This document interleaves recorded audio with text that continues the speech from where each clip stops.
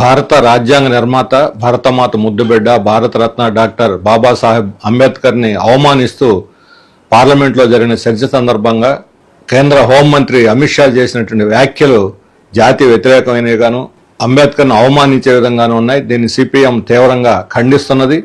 ఇలాంటి అవమానకరమైనటువంటి వ్యాఖ్యలు చేసినందుకు క్షమాపణ చెప్పాల్సింది పోయి ప్రధానమంత్రి నేరుగా రంగంలో దిగి అమిత్ షాను వెనకేసుకురావటం, సమర్థించడం చాలా ఘోరమైనటువంటి తప్పిదం. ఇలాంటి ప్రభుత్వం కేంద్రంలో ఉన్నందుకు మనందరం కూడా సిగ్గుపడాలి.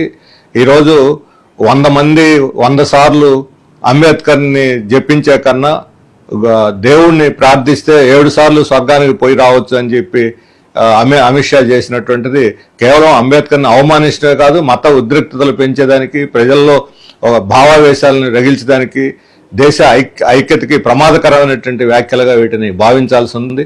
ఇంత తీవ్రమైన వ్యాఖ్యలు చేసిన అమిత్ షాని మందలించాల్సినటువంటి ప్రధానమంత్రి వెనకేసుకురావటం కూడా క్షమించరానటువంటి నేరం.